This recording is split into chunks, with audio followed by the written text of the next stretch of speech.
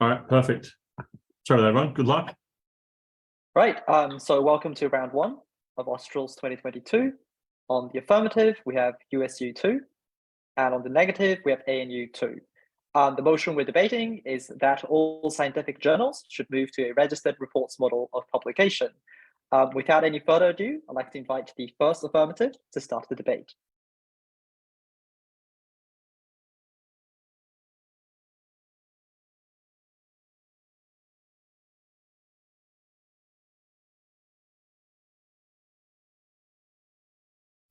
Hey, I'm just going to set up my paper, then I'll get started. Yep, no worries.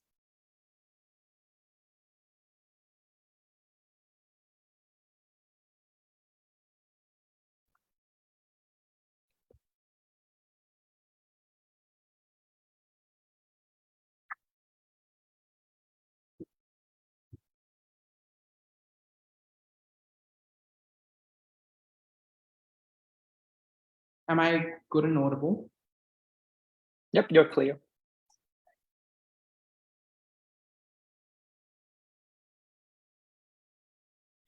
In 2001, Piero and Verza at the Harvard Stem Cell Laboratory published data that suggested adult stem cells can be grown from the adult bone marrow and be turned into heart stem cells.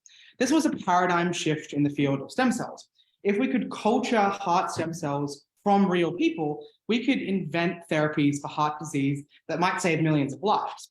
For 15 years, researchers tried to replicate Verza's findings and tried to find data that would help it and build upon it. They could never do it. And Verza always insisted that they were just doing the method wrong and they never published their data. Eventually, after 15 years, a brave team did eventually falsify Verza's data and prove that he'd forged all of it, that it was a complete lie, but not without setting back the field 15 years in the process. In a world where we had a registered reports model of scientific publications, we would have avoided that harm before it happened. His method would have been scrutinized far more closely before he had the opportunity to attach it to published data that suggested some sort of paradigm shifting conclusion. Other teams would not have been afraid to publish data that proved the null hypothesis that stem cells from adult bone marrow cannot be turned into heart stem cells, and the field of heart stem cell research would not have been set back 15 years. That replicability crisis in science is one of its core current problems, and this would significantly ameliorate it. Okay, some setup, then three arguments. What happens in the status quo? In the status quo, you submit data. Once you've fully organized it into a report, you've done the method, you've collected your results, and you've analyzed it and put it up into a report. And at that point, it is peer reviewed.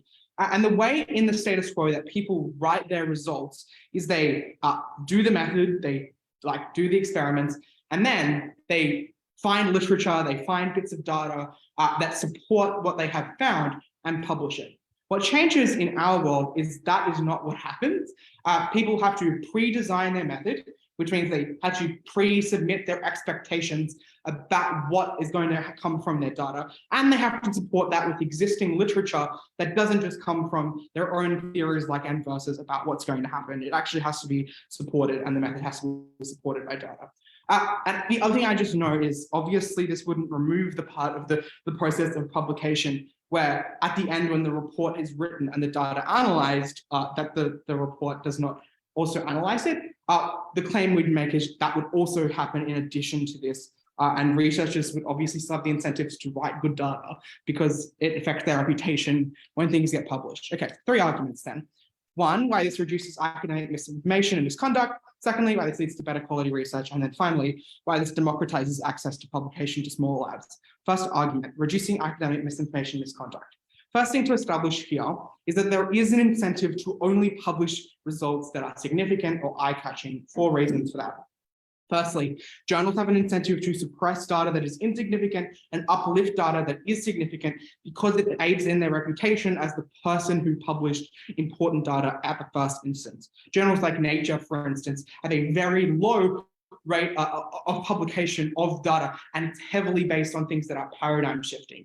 Secondly, citations are critical to academic reputation, which means that data that is perceived as significant gets published far more often rather than taking the risk of data that might flop. Additionally, people in their research want to be the first movers. They want to publish data that changes a field versus guiding the rest of the field on where to go from their null hypothesis. And fourthly, there's just like a clickbait mechanism here that like journals can say, oh, look at that, this really significant result, which they can't really do about the null hypothesis.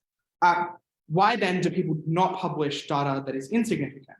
Because the above culture creates a setting where people are afraid of publishing data that does not show anything particularly significant. It proves that there is no effect. And journals fundamentally lack the incentive to publish that kind of thing, because maybe they've already built hype about the results, and then they have to publish, and so they don't publish it at all. The effect of this is corrosive. The first reason is that it encourages misconduct.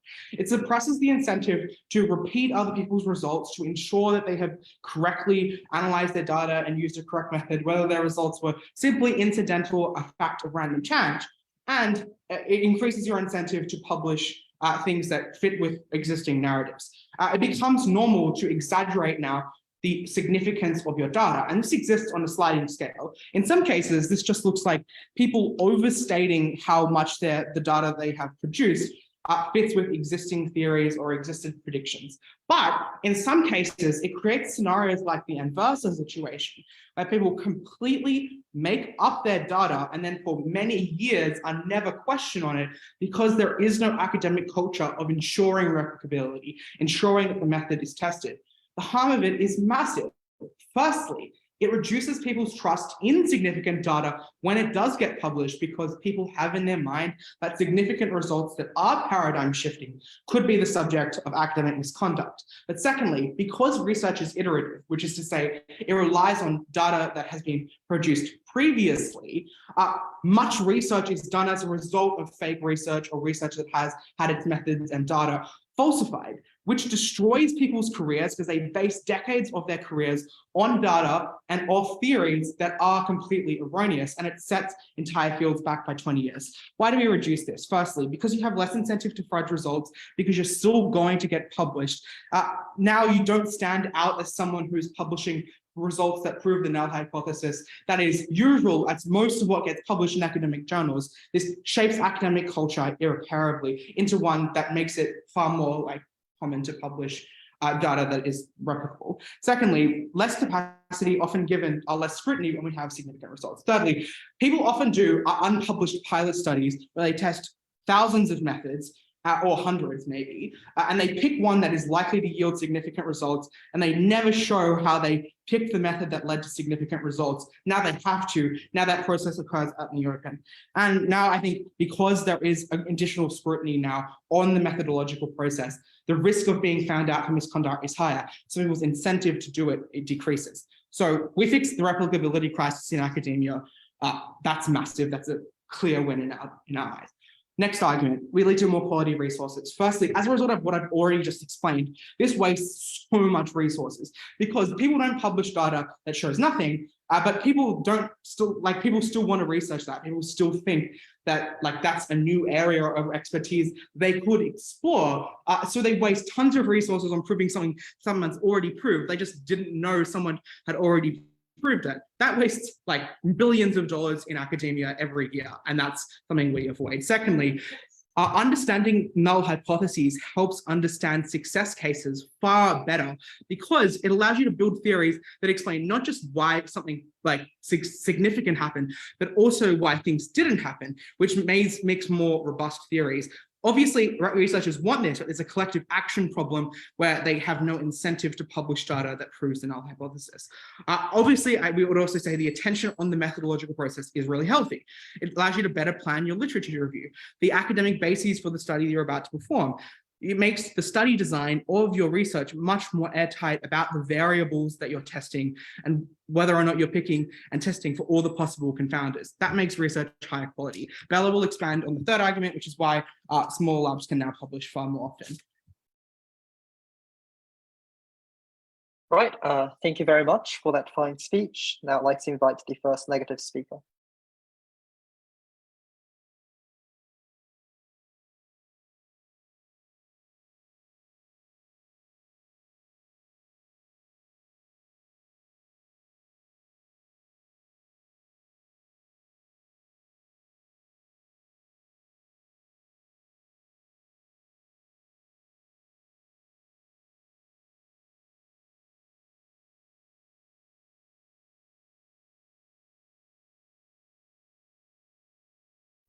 Am I audible?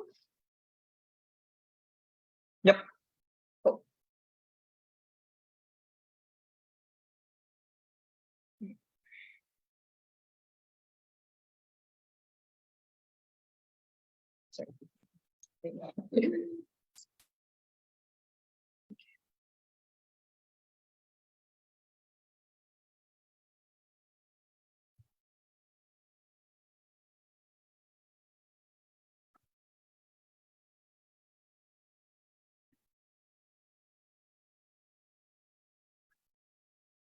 Sorry.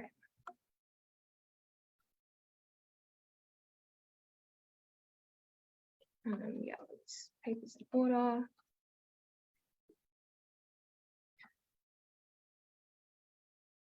Okay. Starting my speech in 3, 2, 1. I think that the process that Affirmative described does not change ultimately what our peer review processes look like, but rather gives the power of deciding what research gets published into the hands of journal editors who have the worst incentives for publishing the most important research and the research that is most likely to privilege non-Western methods or women and so on. Obviously, that is a far worse world. I think that what we're going to show you down this bench is how this results in important research not coming out at all, or at the very best coming out far later, which was obviously a massive harm in terms of getting innovation quicker. And this is far more likely to affect non-Western people. Obviously, we oppose the incentives of journal editors. Okay, what do we think the status quo currently looks like in terms of the incentives of journals versus what the current process looks like in terms of grants?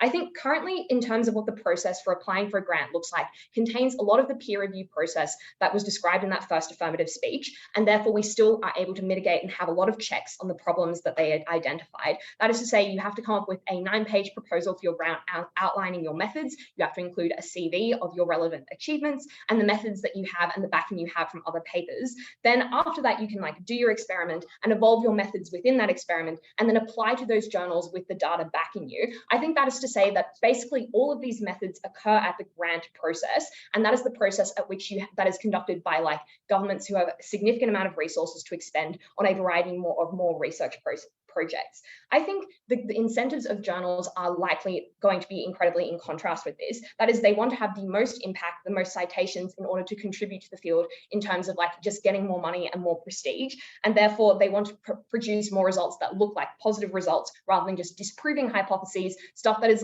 more significant overall. And obviously that is going to be bad. Okay, and obviously that means they are going to have a far smaller scope of the research that actually gets published. Why does that mean that we actually, why is this characterization important to the debate? Because I think it shows that the incentives of grants to fund this sort of research also aligns with the fact that they generally have more resources in order to do so. That is to say that grants are largely government funded. They also have different categories of grants. So for example, you have idea grants for moonshot projects. And that means that these are the sorts of research that when you don't need to have necessarily the data to back you up, and when you don't need to rely on the fact that you are publishing to a journal, you actually get the money in order to conduct this research in the first place. I think also important to note here is there is a far better solution that we can offer, which is just to have preprints of certain studies published, which solves a lot of the problems and even was introduced by the Nature publication after the situation that was described in that first affirmative speech, which is to say that you can scrutinize those methods by the public before this is formally published. Okay, that is why that is far better. What do we say how do we say this is going to have important impacts in this debate? The first thing we were going to prove is that journals will have far more stringent, as a result, will have far more stringent restrictions on what gets published published, and that will lead to a massive decrease in research and the different types of ideas we get.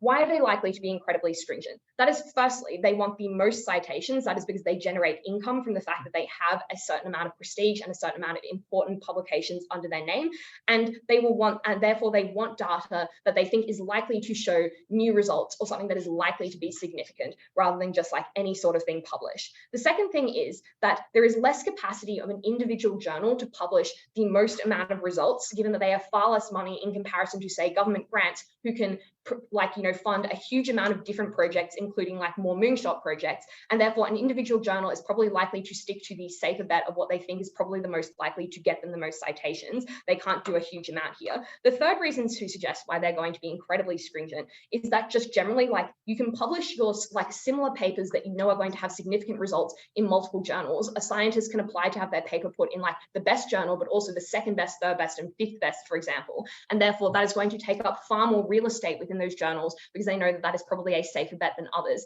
and therefore you get far less like important research. I think an important piece of characterization here is that the vast majority of the most prestigious journals and the journals that have the most money and will give you the most benefit as a scientist when you put your name on them are the ones that come from Western countries. And that means that this is disproportionately going to affect scientists that come from the developing world. And obviously that is probably going to be that is obviously going to be a bad thing. So I think what this tells you here, there are two important takeaways from this. First of all, that this will make it incredibly strict for you to have your data even published or to even start your experiment and to have that in a journal. And secondly, this is going to be incredibly skewed against people who don't conform to the dominant modes of scientific publication and scientific institutions. Why does this, and I think important to note here is not only does this make this worse for journals, I think this actually makes the grant process significantly worse as a result. And that is a very important piece of characterization, because it shows that the status quo will actually just be significantly worse if you integrate this rather than what it exists like now.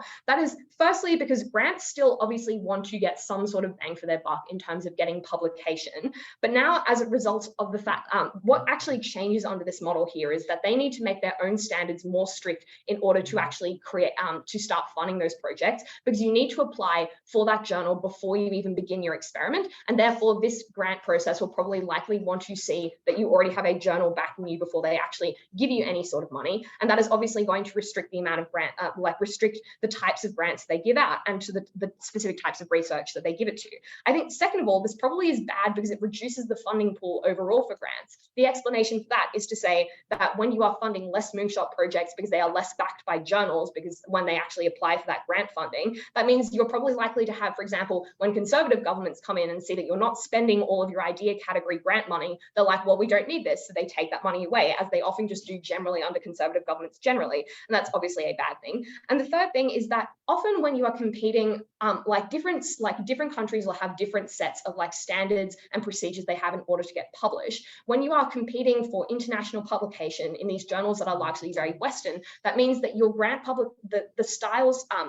that when you are competing for your grants, they become based on that specific style of basically Western journal publication, when you have to have that journal backing before you apply for the grant. I think importantly, panel here, the way to conceive at this point is that there is likely to be an incredibly stringent set of restrictions on how journals decide what gets published and what scientific research gets started. That means that people cannot access the journals they need to publish research that is important, and that means we get significantly worse research. And that's what I'm going to prove in this second point, which is to say that the most important work here that we get out of the scientific community is work that is relatively significant, that advances our community, that has new innovations and so on, and that it is ultimately fairly useless to have those relatively insignificant achievements where you're just proving like one hypothesis is incorrect, for example. That's probably less important. And I think that this probably gets worse under their world. That is because, for example, you can't be flexible. When you are able to apply, when you apply for a grant, you can actually, under the status quo where you apply for a grant and then you can change your methods as your experiment evolves. That means you can actually, probably get better results in the long term. And I think also important to just rebut their point as well. Often in terms like scientists often just sit on their results in when they don't prove what they want them to prove, and then publish them when they find like statistically significant results. So this probably still is bad in their world anyways. But thirdly, you also just like getting new results requires that you invest in very innovative and unconventional methods. And those are less likely to be accepted by these sorts of journals. And that means you probably just get like worse results generally. Why is this particularly impactful? And why, when we decrease research, you lose a vast quantity of the most important types of research. Also note that this probably mostly occurs in like non-Western science, and that is where you get the most diversity of thought and the most important types of research coming out of there that have been traditionally like very stigmatized. You also get a much more delayed workload, a much more delayed set of research, and that is much better when it's published, and that will require more political capital. Obviously, we get far better research, we get it published, people see it. That is incredibly important, very proud to oppose. Right, thank you very much for that fine speech. Now I'd like to invite the second affirmative speaker.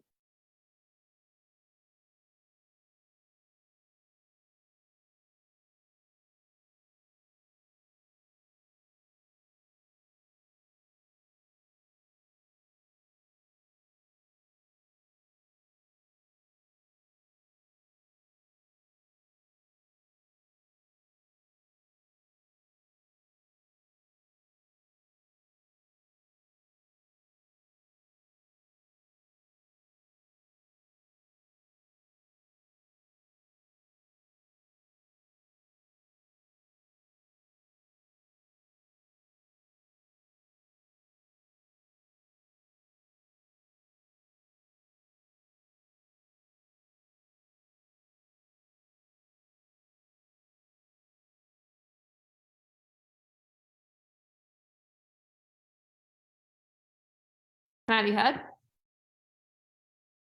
Yep.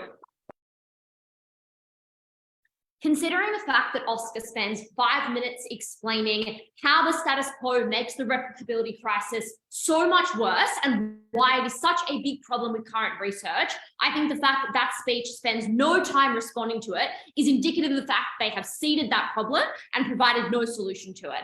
I'm going to do 3 things in this speech. Firstly, I'm going to talk about the incentives of publications. Secondly, I'm going to talk about the return to research and what sort of research you get. And finally, I'm going to whip material on replication and talk about the democratization of access to publication. Let's start with the stuff about the incentives of journalists, because that speech talks a lot about how publications have bad incentives to publish in that they are not diverse with the kind of grants that they give. I think there are 3 key responses to this. The first thing to say is that it is not the government that is deciding whether or not something is published. It is a system of peer review. And what that means is that the kind of people that are deciding whether or not things are going to be approved for publication are people who are well known. They are incredibly reputable within the scientific world, but also at the point at which you are applying to get a publication, you yourself are well versed within the scientific community. And what that means is you understand how to appeal properly, but also it means that instead of rewarding people who do things like, who are able to spend a huge amount of money doing that project in the first place, you instead reward people who are creative with their research processes. Secondly, let's talk about the developing world, because that speech spends a lot of time explaining why the developing world gets screwed over by this policy. I think the first thing to say is this is obviously symmetric, because the developing world still has to apply for publication under their side. It is just that publication occurs at the end rather than the start. We tell you it's better for that to occur at the start. And the reason why that's true is because the amount of resources you have to sink into a project over its entirety is far more than the amount you have to sink in when you're proposing a plan. So that is to say, if you're a member of the developing world and you have a limited access to resources, it's far better to use those resources formulating a plan than waste all of them over the course of a huge research project to then find that project has not been published at all. So if developing people are going to be screwed over on both sides, at least on our side, they don't sink in all their money and never get published, as opposed to the negative team where they sink it all in and still don't get published at the end of that. But the other response to this is just to say that obviously checks and balances still exist in the status quo, in that if journals are constantly denying developing world research, that probably looks relatively bad for them. They also have a reputation to uphold. But finally, the response here is just that I think it's true that science is a field that actually tends to be more diverse than others, particularly when you look at things like economics and finance. But second of all, that diversity is only increasing in its trajectory, particularly with things like access to scholarship and climate research, means that that field is becoming increasingly diverse. So what you should believe at the end of that argument is that it is always going to be difficult for people who don't have a reputation or from the developing world to get research approvals. However, on our side, we make it far better for them because instead of sinking their entire career, 10 years of their life and all of the money they have into a project that never gets published, under our side, they don't undertake it in the first place if it gets denied at the publishing stage. That is obviously bad, but it is far better that they don't sink in all of their money than do that and then still don't get published at the end of it. Second of all, let's talk about returns to research, because there are two claims we hear from the negative team. The first is that people who are providing grants want bang for their buck. But secondly, that now grants will only be provided when you have the guarantee of a publication, and that that's likely to be quite stringent. 4 responses here. First of all, the pressure to justify your grant with a published result at the end is what drives misconduct. And the reason that's true is because when you have to constantly be re-getting that money, the way to do that is prove that, look at all of these incredible results that I have. At least under our side, you can't fabricate those results because you have to achieve that publication goal from the start. Because when you are explaining your methods, it is far harder to then fabricate your results because they have the information of what you are meant to do and how you are tracking. That obviously means that there is far less misconduct, as Oscar explains ad nauseum in their speech. Second of all, in terms of the more stringent funding, I think it's actually probably a good thing that universities and governments are more stringent with their funding, because under the status quo, there is a huge amount of resources that are actually wasted by sinking them into projects that don't have legitimate research methods. And that's because people can often do things like skim through research methods or suggest 100 different research methods and just pick the best 2 at the end and give them the best results. Under our side, we force researchers and scientists to be scrutinize the kind of research methods they use and actually think critically about what the best one is to use. If that means that some people miss out on funding, that is a harm that we are willing to cop, because what we tell you is that we're able to get far better quality research under our side, because quality is often directly correlated with the legitimacy of your method. And it is only when you're forced to show a peer-reviewed board your method that you have incentives to make it good. Because now a whole board of scientists is looking at your method rather than just you and the people who are doing your research, who are likely to have an optimism bias towards you. At least now under our side, people who either don't know you or know little of you don't have those kind of biases and can't give you funding when you don't actually deserve it. Thirdly, on moonshot research, that speaker says, well, you're less likely to get these huge scientific discoveries when you, disallow people funding, disallow people publication unless they have a good research method. I think this is just like a terrible mischaracterization, because I think the research that is most likely to be huge in its scientific discovery is the research that has a credible backed method that is obviously proven across the continuation of things like vaccines that are incredibly successful, are the ones that have been methodology approved by a whole board of people. But also we would argue that the kind of moonshot research that this speaker talks about is often fabricated in the extent to which it is successful. So often people make these huge claims that, as we tell you at Oscar, others are never able to replicate. So maybe they claim to have this incredible scientific discovery, but the problem is, because that method is never analyzed, no one is able to repeat it, and that is obviously hugely bad.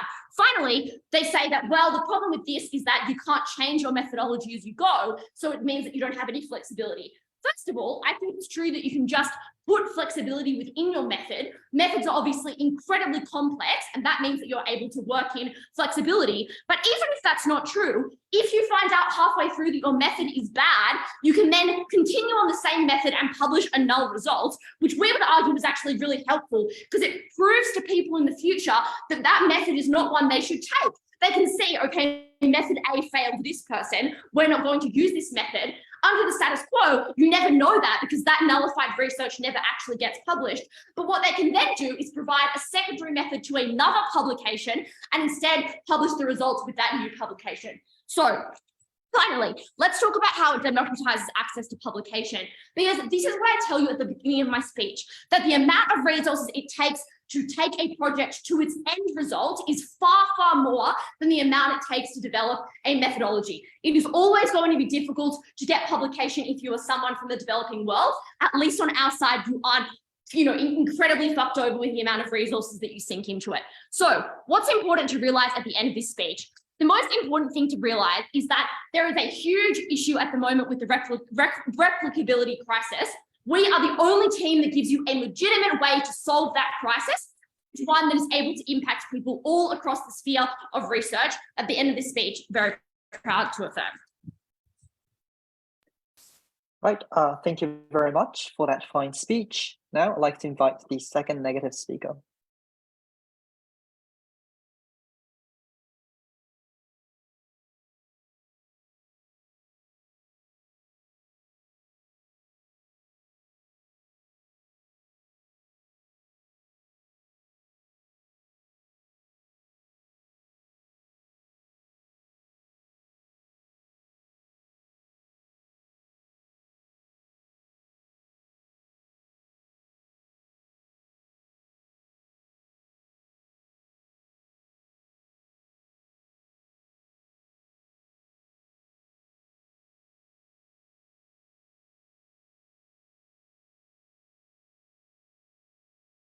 Just checking that I am audible.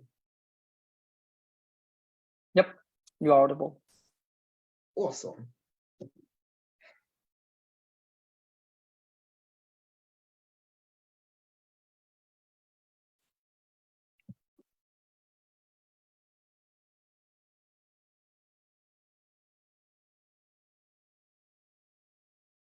Research seems ridiculous or seems out of place until it isn't.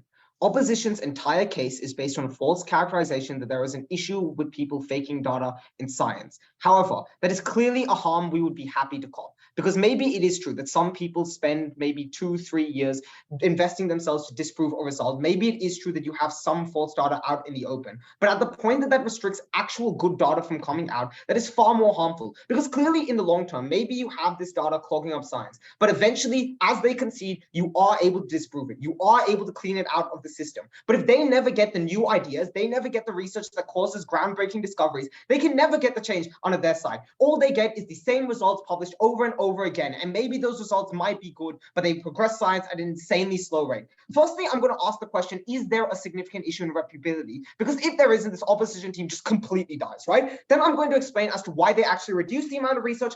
Finally, why this just harms research in general. Firstly, is there a significant issue in this? Their claim is that data can be misleading. And the first thing is that you have incentives as a researcher to make your results more exciting. Firstly, for the vast majority of circumstances, you need to defend it, because the field of science is one in which you constantly have to defend that research. People cite your research, which means that eventually it can turn out of control if your results are significant. It's one in which when you publish a paper, often you have to do conferences and stuff associated with it or discuss the results. That is one in which you constantly have to criticize and confront with that research. But also secondly, the risk if you do bugger it up is actually huge, right? Because if you are accused of academic misconduct, you lose the thing that you've sunk probably 8 years of your life studying for a PhD for. You lose the thing you have huge amounts of passion for. You lose the thing that presumably is your entire livelihood, because academic research misconduct is taken so seriously. It is taken incredibly seriously for the reason that most of the scientific community has some sort of understanding of some extent of trust, which means therefore that when somebody breaks that trust, the criticisms and attacks on them are hugely stringent. See, for example, how PhDs have often been revoked, or even if they're not revoked, people just refuse to work with somebody who's seen as unreliable.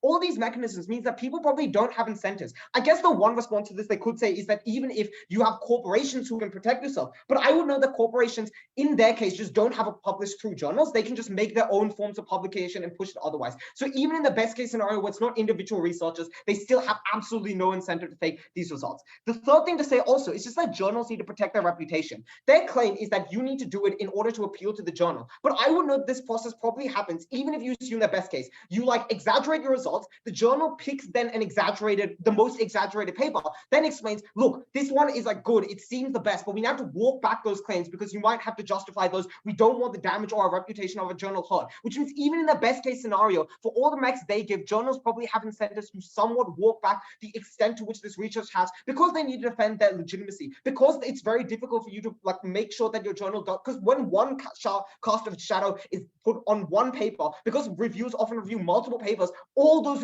papers come into question. The trade-off is huge. It's unclear why you do it. The second thing they claim is that you have the ability to do it. Firstly, often science involves many people interacting. That's like supervisors, people that you're working with in many other fields. Everybody needs to agree that you're going to fake this data. It's not just one individual, for the reason that all those people probably have to review that paper over and over again because they're worried and they want to make sure all this stuff is good, which means that you need to basically get a bunch of people to agree to commit scientific misconduct. I just do not think that is the case under their side. But secondly, that often looks like supervisors who have to have their name attached to the work, then having to put that forward. And that necessarily calls into question their professorship. That calls into question all their ones. So not only does one person have to deal with the risk, the main publisher, everyone else involved also has to deal with the risk of this thing. But the second thing is obviously you can just fake your data post submitting it, because irrespective of the data, these journals have to publish it. They give two mechanisms against it. The first is media scrutiny, ridiculously weak. If this was true, then their issue of reputability does not exist whatsoever. But we would just argue that it's far harder for you to do that if you have, this is how we flip it, if you have a veneer that this person is incredibly solid, this paper is incredibly structurally sound, then people are far less likely to criticize that paper. You put far more trust in it, which means therefore you have far less conception in the scientific community that maybe this is suspicious, maybe I ought to bring an issue up. The second claim is that methods therefore mean that you can't fake results. This is just inherently false, right? Just because I tell you how I do an experiment doesn't mean I can't make up the data that happens afterwards. Maybe it is true that it's easier for somebody to replicate the results because you have to detail the exact method. I would know that happens anyway under the status quo. You have to detail the precise method you do, but it's just unclear to me why oftentimes if you are having a new method or something that isn't done before, why then giving the results necessarily means that people are able to tell what results you should specifically get. The final thing we explain though is that often there's a lot of reputation involved with it. So that is, and the final thing to say though is all these claims are completely eliminated because we explain actually how this process works. That is, you first need to apply for a grant. That grant involves a screening process of the methodologies you do, the information that you have. Then you get money, then you do your research, then you publish, which means you already have one check in place. Note under their side, the way it is likely to work is because on grants you want your papers to be published, you first need to get approval from a journalistic paper. Then you submit for a grant once you have confirmation from that journalistic paper beforehand, and then you continue to do the work. That's the clear difference. On either side, you still have grants checking over. It is just unclear to me what the issue is. But the final thing to suggest is that there's huge amounts of rep associated with it. Where you come from, what university you support from, obviously are all biasing factors that enter into this. The impacts of this though, which is even if we do accept the fact that some people spend more resources under their side, we would be completely fine to do it because science is the field in which probably you're most able to criticize this stuff. You're most able to find the truth after working through it, which means even in the best case scenario, their impact is incredibly slim. Let's talk about do you get research? We explain a couple of stringent conditions that mean the developing world research is likely to be restricted. Let's talk about the results. The first thing is that people know how to appeal properly. Our claim is that appealing properly is a standard defined by Western universities, is defined by what the pre-existing methods are, and what you ought to put in place is defined by whatever you think will have the most success. And we explain that grants are in a far better position, or governments are far more likely to approve new and brand new research because of the fact that they're more willing to take a risk on a moonshot, because a journal has a specific amount of capital by which they can publish.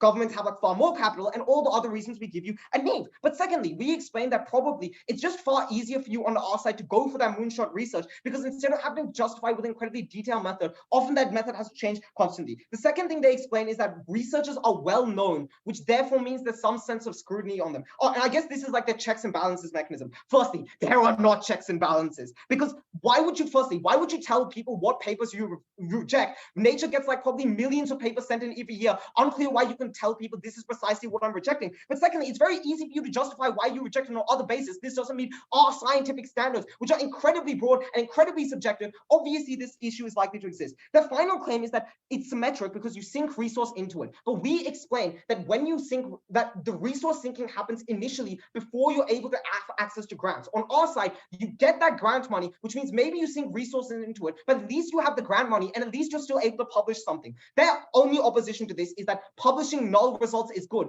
but many papers do publish null results. Oftentimes you say that if you're not using a method because it's bad, you say in your method, this is what we try to use, this didn't get good results, this is therefore bad. It's unclear why you can't do that, because that just strengthens your paper overall, because it explains why then this method is specifically the one you ought to use, and it also adds to science in generally, because it means that other people now can publish an explanation as to why that paper is inherently bad. The last thing they suggest is that, the sinking money point. But we explain that sinking money is irrelevant. If firstly, you actually get to publish something, but secondly, you get the grant initially, so it's not a harm if you have to sink money. But on their side, you need to sink money into doing huge amounts of research beforehand to get the grant ready before you get it. The final thing is on actual thing, like general research, and we explained that flexibility is probably unlikely because of the reason that you need to meet the incredibly stringent conditions and then change. But grants are often far more variable in the way that they accept it. Even in the best case scenario where science is full of fakers and liars, we still win this debate. I'm so proud to oppose. All right, thank you very much for that fine speech. Now, I'd like to invite the third affirmative speaker.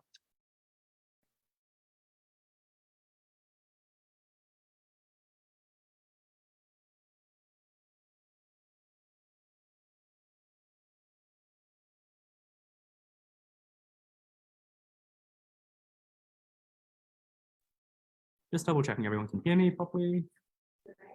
Yep, Yeah. clear.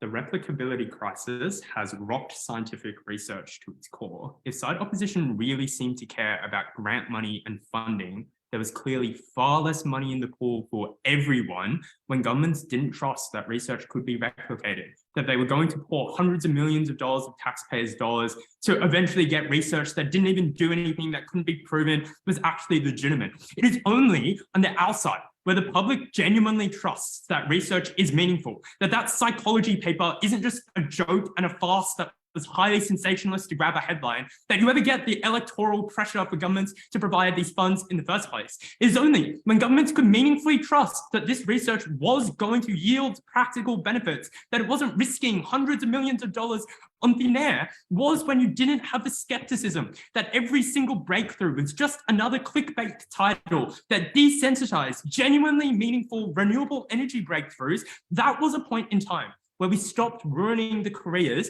of young scientists who consistently blame themselves for somehow not being able to replicate the breakthrough for years of their life, which set back the research of these fields by considerable margins. And this was a bullet side opposition could not bite because it won on their own metrics or the amount of money or the amount of grants that could be given. Their central response to this is all, well, eventually we can disprove these findings, which fails to address that every single time you disprove these findings, you build distrust that the system was ever functional in the first place, that we could ever believe that this breakthrough was a true breakthrough that would yield practical benefits to people on the ground. Even if you miraculously believe that they get more ambitious science under their side, they never prove that people trust that ambitious science was true, that ever actually got funding in the first place. I'm going to start by explaining what we agree on in this debate. We largely agree that journals currently have significant incentives to gain viewership and to gain citations to publish highly sensationalist articles about the results of papers. And their response is, well, sometimes they also publish null results, which was really a throwaway line when there is only so much you can write in a paper. They seem to think of a world where you write all the successes and all the nulls that strengthen the case of the success. The problem is you can't do that all in a single paper. It simply takes way too long. And because you know you're only rewarded based on the success case, that's how you get the headline in the first place, they never actually were willing to invest that time and energy. It's only on the outside where you've got the guarantee that you will get funding that people publish these null results in the first place. What then were the benefits or the impacts of resulting in this? First is to prove that the amount of misconduct under our world is way lower. This wins the debate for the weighing that I gave at the start of my introduction. They give two responses to this argument. The first is to explain that the punishment for misconduct is high already. The problem with this analysis is it seeds their case, that they're only willing to engage in scientific misconduct at the moment because there is such significant pressure to publish, that you only ever get your grant will only ever continue funding you if you publish results that are meaningful. And this forces people to fudge results in order to continue to get access to funding. And their second response, and I think their better response is, but criticism can occur. This argument has two broad problems. The first is this criticism successful? Because we think overwhelmingly, this is tokenistic criticism that leads to no long-term reform of the scientific industry. Why? First is because it's incredibly normalized. It happens so frequently that people just get used to the fact that that data is cherry-picked, that p-values are hacked, and that means that the punishment typically is relatively negligible, or it doesn't have the same reputational harms because people are doing the small fudging of like, let's make this trend a little bit look more like theory all the time. It takes away from the serious cases because they themselves agree that people on the ground have such strong incentives to do even the small kind of fudging that occurs under their side. But the second response is journals just defer responsibility for this all the time. They say, peer reviewers are overworked, they're volunteers, we can't expect them to catch these cases. They say, we revoked the article, what more do you want us to do for the fact that you ruined the lives of young scientists that literally wasted years of their life trying to replicate this data? And the fact that journals get away scot-free reputationally from publishing these articles all the time is why we think this criticism yields nothing. But it actually yields harm because every single time we have to criticize and retract an article, we have to revoke someone's PhD. There are irreparable harms to the scientific community's integrity and legitimacy on a whole. That is, that peer review is premised on the fact that scientists have goodwill. They are well-intentioned. Peer review that actively has to every second corner say, is this data fake? Is this not real? Is peer review that is far less efficient. And it is peer review that simply denies results that otherwise are true and are meaningful. It's so much more important that we trust scientists, do not fudge results every second step of the way. But second, it is that it builds skepticism, which hollows the very hype and very faith of the ambitious scientific breakthroughs and reforms that they wanted so badly. Criticism was a harm in this debate, and it was only a bare form of mitigation to the significant amount of academic misconduct that they never proved diminishes. And we explained down the bench that there are less incentives now, both as a journal to publish articles that are blatantly clickbaity, because you no longer have competition incentives when all the other journals also have less clickbaity articles because they had to publish those responses. And there's less personal incentives. You don't need to be as clickbaity with your results when you know that your article will be published regardless, no response. And second, it's even the current scientists that do have good intentions, bad intentions on both sides of the house, you just think they have way less capacity to fudge results in the first place. Their response is, you get flexible methods. We explain this is actually a harm to misconduct because it empowers individuals that really, really do need to publish to fudge their methods when they get the results, to do an enormous amount of pilot studies and just pick that 1 in 100 method that by chance alone yielded a favorable result and publish that result when they've gone through so many methods that of course was just by chance alone. And those were the types of things that we avoided in the first place to an incredible benefit that we re-legitimized the scientific community. Their response, and the only way they tried to trade off this harm, is by explaining that grants get cut now. And the mechanisms are twofold here. First response is to say that that grants are only offered funding if they know that people will be able to publish results at the end of the day. The problem is, this argument is incredibly uncomparative. Yes, some grants will care that you are ultimately be able to be published. But the type of moonshots that they talk about, like think longevity research of billionaires investing in these type of like high risk, high reward things, they don't care if you publish research. They're like investing $100 million. You don't need to justify every step of the way that you're having publishing success. But there is a significant expectation on some people that after you receive your grant, you better as well publish some results to continue justifying grant money in the future. Otherwise, you're going to get mass layoffs and people are going to lose their jobs. And even if the grant funding wasn't contingent on you actually being able to publish, which is overwhelmingly the case, you're not going to get future grants if you just took $10 million and yielded no results from it. It tarnishes your career in the long term. And so the question is, do you prefer that the expectation is placed in advance of you doing this thing in the first place, or the expectation builds as the project spends more and more money and finds that nothing is yielding results? That is how you get your misconduct in the first place, when you make people's jobs on the line reliant on them being able to publish results. We avoid that. But finding here is they say it goes to more privileged institutions. Like, what? You're taking an enormous risk giving a grant to an institution on your side because you don't know if they're going to be able to publish or not. On our side, yes, smaller institutions might find it harder to get peer review of their methodology. But when they do get peer review of that methodology, which will happen sometimes, they will get funding. And that is a benefit on the our side as well. Thank you very much for that fine speech. To conclude the substantive portion, I'd like to invite the third negative.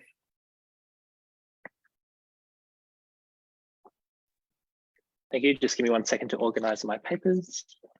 Yep, no worries.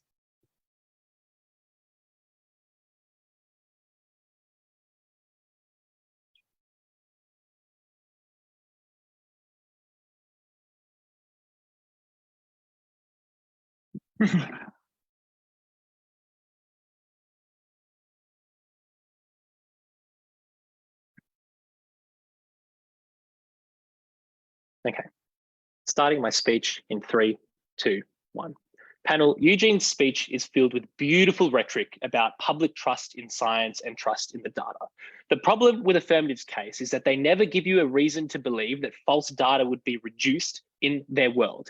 And that is because methods cannot be scrutinized to the extent that they want to claim, but also because null results already play a very important part in scientific discourse and are already published in the status quo.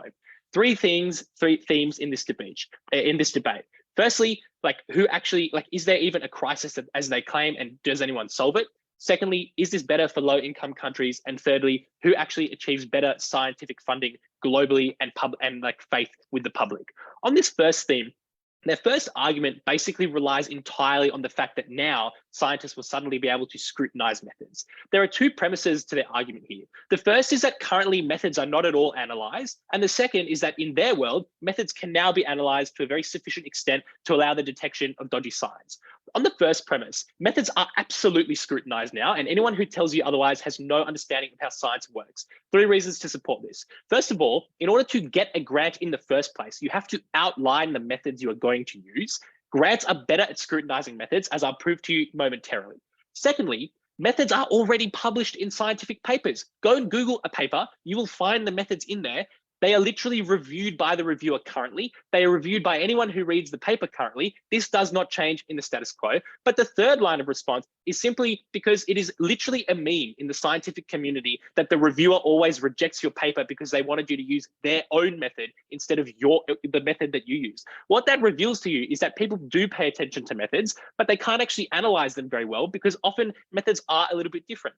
That brings me to the second premise, which is, can methods even be analyzed in the way that they want to talk about? The first thing that I will note is that grants probably do this the best, and I'll explain why later and why we have that better in our side. But secondly, there are broadly 2 types of methods in science. First are standard methods that have been tried and tested, like if you run a Western blot or you run your particle accelerator as you have done in the past. Note that most scientists don't really care about your methods in this instance because they know that they work, they've been published to work. But to the extent that they do, they'll just suggest their own methods. And a good example of that is imagine you're having a debate with a friend about how to poach an egg. The argument would be oh, do you poach the egg for 2 minutes or 2 minutes and 5 seconds? Do you do salt in the water or do you not have salt in the water? That is the type of discussion around these types of methods that occurs in the status quo. Clearly not very productive. The second type of method would be novel methods, when you have a novel study or you're using some sort of new technique.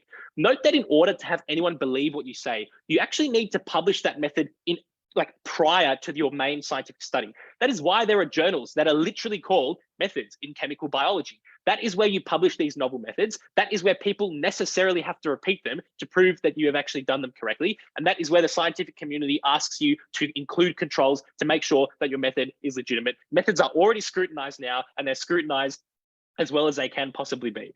The next thing to know, though, is that methods aren't really where the dodgy science occurs, because that would probably be pretty easy for someone to detect if you literally had a completely garbage method where you didn't incubate your bacteria, right? Instead, the dodginess in science occurs when you take your data, you think, I don't really like how that looks. I'm going to add 3 numbers to that and take 2 numbers to that so I get a better standard deviation and a better p-value.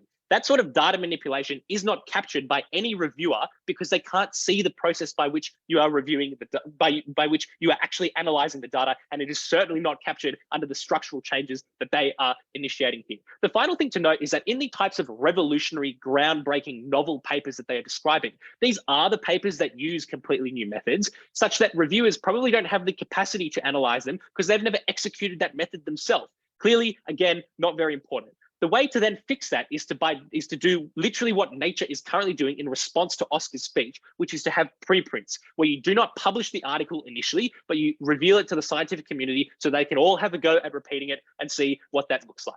Note at the end of this, if someone wants to fudge their data, they literally still can. The second thing they tell you though is that like currently people exaggerate like their data and they can hide it. I've already explained to you why they can't hide it in the methods, but now I want to explain why it is the case that grants are actually better at like evaluating methods than a reviewer. And that is because of the incentives that operate on them. Because when you are like part of a grant committee, you are an expert hired by the government, and it is seen as a deeply honourable thing to do. It is literally the peak attainment in your career. I sat on the Australian Research Council grant boards, right? What that means is that you feel an obligation to do your job properly, to scrutinize every aspect of every grant properly. There are many incredibly good grants, and so you scrutinize them very, very well because you do not want to squander the government's money. In comparison, journals hire reviewers. Reviewers are simply other academics working in the field in different countries. They hire these people at a very low wage, sometimes as volunteers, and also they do not even publish the names of the reviewers alongside the article. What that means is that if you do a poor job as a reviewer, there is no accountability for you because no one will ever see that you are the person who reviewed the fake paper that Oscar talks about in his debate.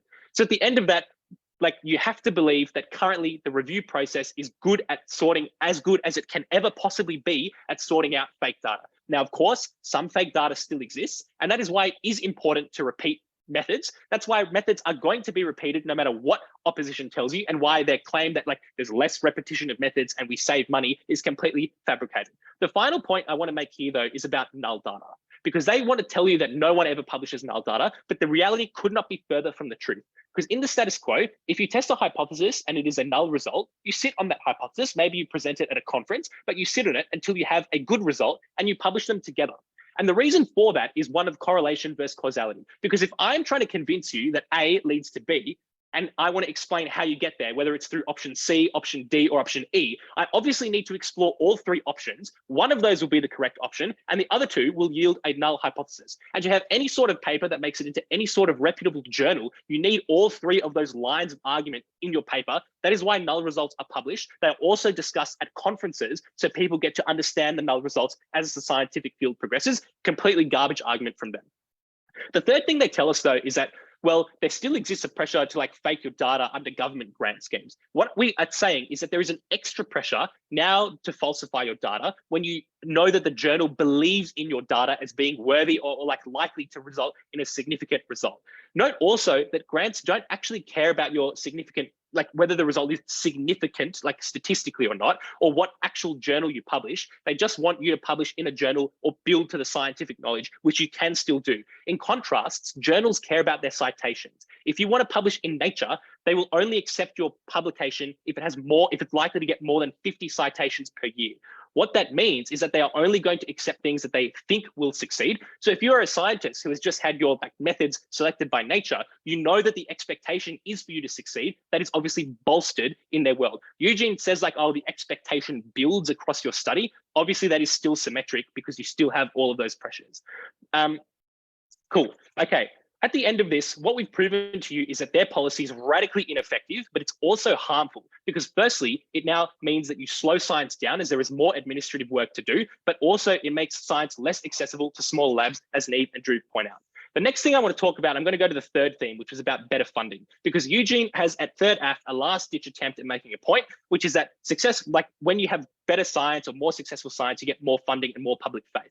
The first thing I want to note here is that a few fake articles every now and then is not the reason people disbelieve in science and don't want to fund it as much. It is because firstly, media always like over dramatize things that scientists discover. For example, like there's a magic cure to cancer when scientists know that's not the case, but also because media like often get like scientific skeptics. At this point, I'm out of time, but you must believe our case. Vote negative.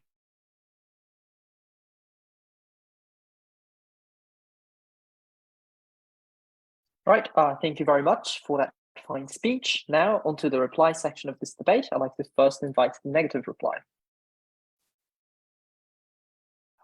Just confirming I can be heard. Yep. Awesome.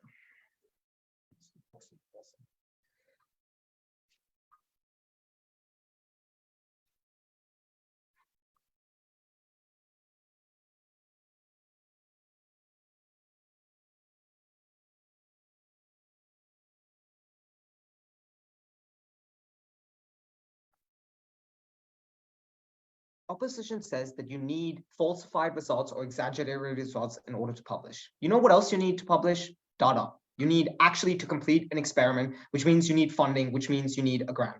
And we explained that grants are far more accessible under our side when you do not have to jump through the extra hoop of getting a paper to confirm that they're going to publish your research beforehand. The governments are far more likely to give out grants to people because they don't have to meet these incredibly stringent restrictions. And often grants want to just try to publish the paper that is fund the paper that is eventually going to get published overall, which means on our side, clearly more people are able to access this funding, firstly, because this conditions are far lower. And as we explained as Niamh, because often the way that grants work is that you need to spend every cent, otherwise you will get your budget slashed. This was material at first.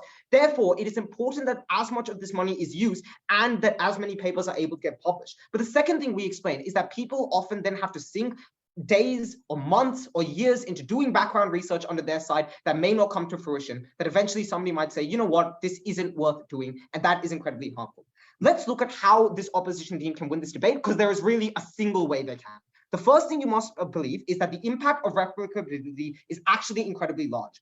Firstly, the two impacts that they give. The first thing is it builds skepticism in science. But this claim shoots themselves in the foot, because you have to believe this claim, you have to believe that a scientist, when they see an exceptional result, see it, are kind of suspicious on it, but don't act on it. They don't do anything like, for example, research to disprove it. Instead, they just don't believe the result and leave it to sit.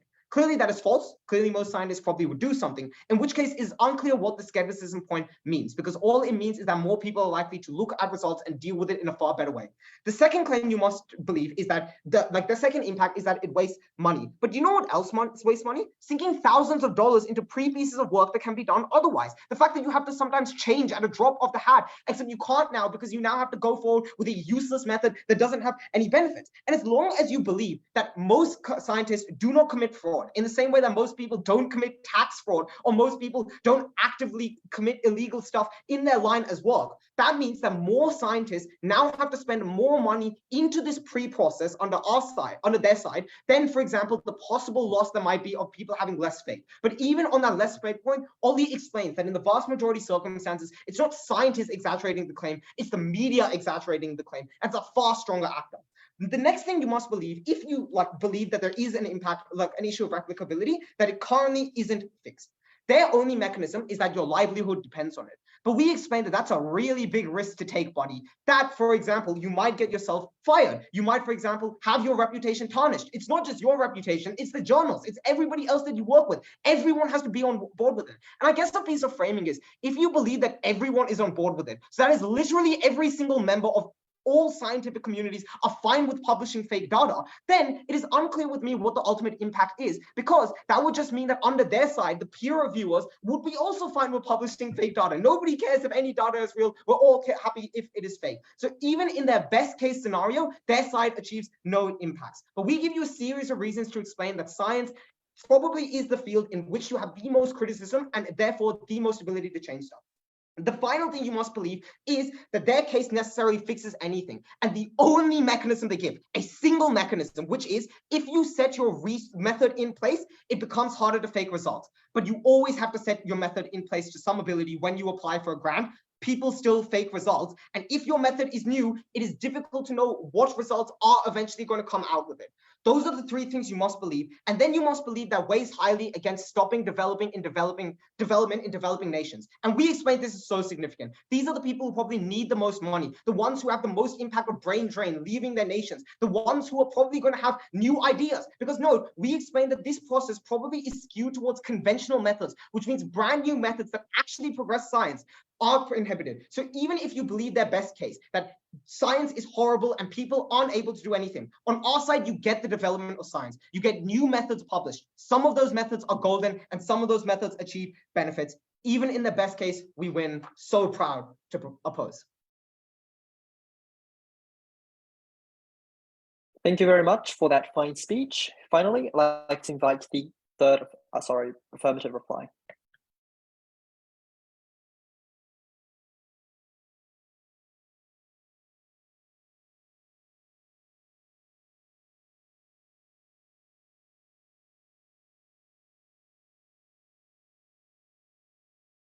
Audible?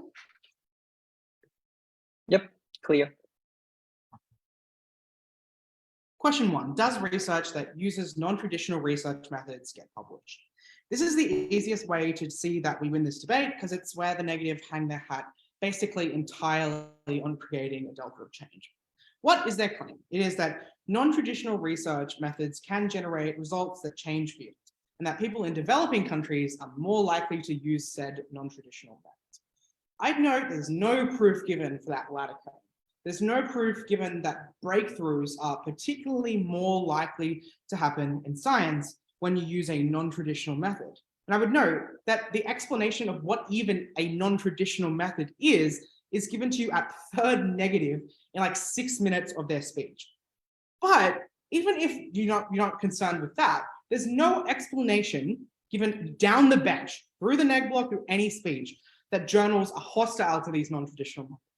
Because if it is just as they explain at third negative, things that's based on like historical literature, things that could actually be amazing, there's no reason that peer reviewers who are reputable and knowledgeable people in their fields would be hostile to that. We have a bunch of other ways to beat this. The first is by pointing out the claim is symmetric. We observed that if a journal had a prejudice against a particular research method or a particular strategy from a particular country, it would still enact that prejudice at the point of peer review. They don't explain why that's not totally symmetric in this debate. But we also actively flip it in a way that receives very little charitable response. The careers of people who work in small labs, which exist everywhere, but particularly in the developing world, are actually conceivably helped when they don't sink their resources into research that never gets published. If they think that grants get given to people with good plans, that's conceivably good for small labs who now have the guarantee that their research will be published and funded, and they haven't had to invest all this money into research that never gets published. But if grants believe, as they seem to claim in the neg block, if grant bodies believe they're better than peer reviewers, which you would need to believe that their case to be true, there's no reason given in their debate why grant funding would still not believe that peer reviewers are shit and would not still fund people's research. Setting that aside then, question 2, does this ameliorate the replicability crisis? This is the only significant question left. Neg have literally no win strategy if you believe that they don't get mileage on that first question, which I've just shown they don't. If we prove a degree of change here, we're sailing. Neg goes scorched earth in the neg block, and they deny a phenomenon that was extensively explained at first and has attracted extensive media attention. The responses to this are essentially mitigatory. They have to point out, well, obviously academics scrutinize one another. Obviously, there's a risk of being stripped of your credentials. Obviously, well, I don't think obviously, but they claim this would require a conspiracy. All this establishes is that their incentive to do academic fraud is high. Obviously, that's conceded at first affirmative, but we give reasons to explain why that incentive to do fraud is in fact high. We explain that the culture of not publishing falsifications of existing results, delaying the time to that data's falsification, reduces the scrutiny on this in the status quo because there is no incentive to publish negative results, because the incentive is to get grant funding, which is indexed to your results rather than your method. To have significant results, to be able to get grant funding, you need to do misconduct so that you do have those big results to advertise yourself based on. Don't forget the impact of this in the debate. It's huge, even if this phenomenon is rare. It is found out and it decreases public trust in science enormously, as we explained at Eugene, and it releases collegiate trust in one another. It reduces collaborations between labs because they don't believe they're credible. But also, we explain research builds on each other. Lots of false research gets based on fraudulent findings. Entire fields, like the Anversal Lab, spend 20 years centered on fraudulent claims. That's easily enough in terms of money, in terms of impact, to outweigh any claim that the negative team makes for affirmative. Right, thank you very much for that fine speech, and thank you for the round. Guess we can now stop the streaming.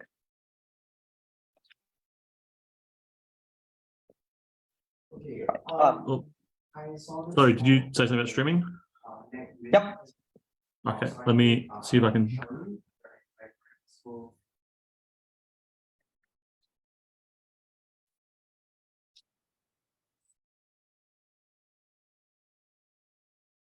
Hello. I just want to check if both teams are here. Affirmative. Yeah, and negative here as well. Okay. Okay, I'm just gonna start my OA with the verdict and then move on to justification.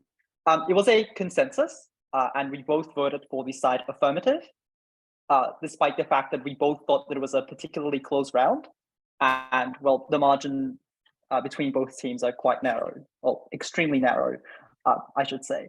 And the main reason for why we thought this was an affirmative win is because despite the fact that the negative side does very well in mitigating and responding to the affirmative materials broadly, we both thought that the side negative weren't really successful in showing why on a comparative you have greater benefits compared to that of the affirmative regarding the accuracy of research and the quality of research and stuff like that. So I'm going to broadly look at three things in this OA. Firstly, I'm going to look at the accountability of information on journals and on researchers and explain why the affirmative side took this clash. Secondly, I'm going to look at funding and well, the allocation of grants and stuff like that, and why we thought this was a less important clash compared to the first one. And then thirdly, I'm going to look at the developing world, and the reason for why we thought that was even less of an important clash in the debate. So firstly, on accountability. So the main claim that I want to deal with here is the claim of accuracy of things that get published on the side affirmative, which kind of incorporates the idea of misinformation and academic misconduct as well.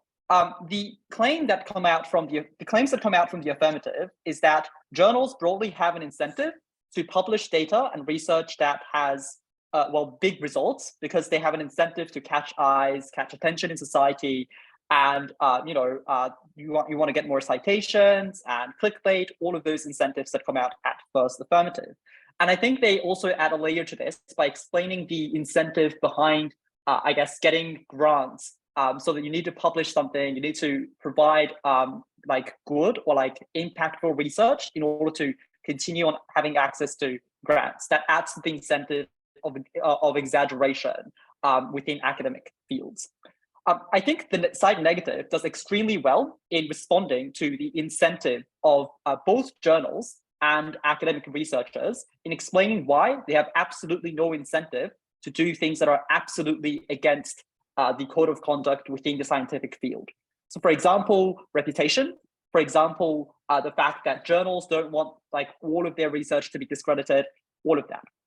I think the conclusion of this is that the negative side is extremely effective in reducing the likelihood of outright misconducts happening in the status quo. I'm convinced that researchers as well as journals have very, very little incentive to do anything like that in the first instance. But I don't think the side negative was successful in dealing with the second layer of nuance that the affirmative side had in this debate, which is softer instances of breach, softer instances of things like exaggerations, as well as the lack of incentive for journals to publish things that kind of challenge existing ideas, existing consequences, and kind of attempt to prove that those things aren't true because they're inherently not as eye-catching as results that publish new ideas that are impactful in society. And this means that the affirmative side were able to establish two marginal benefits in this debate. Firstly, that under the affirmative side, there is less incentive to hype research. There's less incentive to add, manipulate data on multiple levels to make it more exciting, to make it more appealing, which I think was conceded to by the third negative. When you talked about, data manipulation happening on a smaller scale, for example, which was the real issue in this debate, I don't think that part of affirmative case was challenged by the negative. Secondly, I think the affirmative was able to establish that they are likely to have perhaps like exaggerated data or exaggerated research. They're able to have those things held to account at a larger scale, because you would have data, you would have researchers that nullify those researchers published on a greater scale under the affirmative, the incentive for which do not exist under the side of the negative. Which means at the conclusion of this, I think the side affirmative were able to show that they have greater accuracy and greater efficiency in the types of research that they conduct, which I think they were able to impact well through talking about things like stem cell research and how you wasted a lot of time there, as well as things like vaccination. So that's the benefit that the affirmative side were able to establish here. I think the negative side has a claim here regarding flexibility of research and why that's important. Unfortunately, though, I don't think this was explained enough. Like, I'm not really sure how important this was in the first place. And I think the affirmative side was able to show that there's a degree of flexibility still existing under the world of the affirmative anyways. So I don't think that was a meaningful challenge there. Next, I want to look at grants and how it works. So the first thing I'll talk about is, well, grants. And I think main actor we're considering here is government. The first thing I would note is that I think grants exist on both sides. So the question is how their incentives change in this debate, rather than do we want grants as opposed to journals deciding things. So the negative claim is multiple things. Firstly, the claim that they are better at scrutinizing methodology. Firstly, I don't think this was necessarily proven by the negative side, because I don't think there's a reason given as to why they're better at doing this. But secondly, it doesn't really work in this debate, because obviously grants exist on both sides of the house. And this, even if you prove that they're better at scrutinizing methodology, presumably the same thing happens under the world of the affirmative as well. The second thing that you claim is that grants are likely to subsidize things like, research that moonshot researches, things that are likely to be more innovative rather than the things that the affirmative side gets. And the reason for that is because they have greater money and they're able to fund these things in a way that other actors cannot. There are mainly two reasons as to why I think this was less important compared to the initial clash that the affirmative was able to take in this debate. Firstly, I think there's a broad question that remains unanswered in this debate, which is, how is it any different from the status quo? I don't think the negative side was able to show that extensively. I think the mechanism that the negative side gives as to why the incentive changes is that under the affirmative side, you need to get a guarantee that you would have your paper published. Otherwise, you wouldn't be able to access that money. So there's a degree of, I guess, preventing certain researchers from getting money under the affirmative uniquely. But importantly, I don't think the negative was able to mechanize this like single incentive that changes on either side sufficiently to explain why that is such an important mechanism or such an important incentive that changes the way in which grants currently work in the status quo. Because it does kind of sound intuitive that governments, for example, or rich donors want those research to be published in the future, but the extent of that importance, or the extent to which these actors care about that, was really asserted in the first negative. And I don't think that was meaningfully extended by latter speakers in this debate. That's the first reason as to why I'm not convinced that there's a huge marginal difference here. But secondly, as pointed out by the affirmative reply, and also implicitly in the second affirmative, it wasn't really clear, even if you get like more innovative research out there, that you would have more beneficial outcomes that benefit the entire society under the negative. And that comes in two main ways. Firstly, I think at best, the negative side gets researchers that I guess have more new ways of methodologies or new ways of conducting their research or whatever. It's not clear, however, why this is any more beneficial than the types of research that the affirmative has, i.e. things that build on to existing researchers, because their claim is that, for example, in reference to things like vaccination, that you get higher accuracy and higher certainty of, I guess, putting out results that are meaningful. So I think the negative side needed to show why innovative researchers based on new methodology is something that was necessary and something that was more beneficial compared to researchers that build on existing results or existing theories that also provide meaningful benefits. But secondly, I don't think the negative side were able to show why the incentive of grants operate in such a way that the incentives of journals under the affirmative operates in such a way that dismisses unconventional methodology. Because the second affirmative kind of shows that creative people are likely to be rewarded, and those are people that have new methodologies, as opposed to ones that are traditional. And I think this really forces the negative to explain why the incentive of journals operates in such a way that prioritizes existing methodologies or methodologies that are not necessarily new, which I don't think is something that the negative side was able to prove in this debate. Which means at this point, I think the negative side weren't able to show why new methodologies or innovations uniquely exist under the negative. And I don't think you were able to show why, even if you get those were more meaningful than the types of research that the affirmative gets. at the end of this, I think I'm not really convinced how like on the extent to which you get more meaningful research under the negative side. The final thing I want to resolve here in terms of funding is a claim about faith in science and how that impacts the overall money you have, resources you have, that allows you to fund more projects. And this is the main claim that comes out from the affirmative. Money increases if people trust science more. I don't think this was meaningful because firstly, the negative side were able to show from third negative that it is unlikely to be the tipping point at which trust changes because people broadly trust science anyways.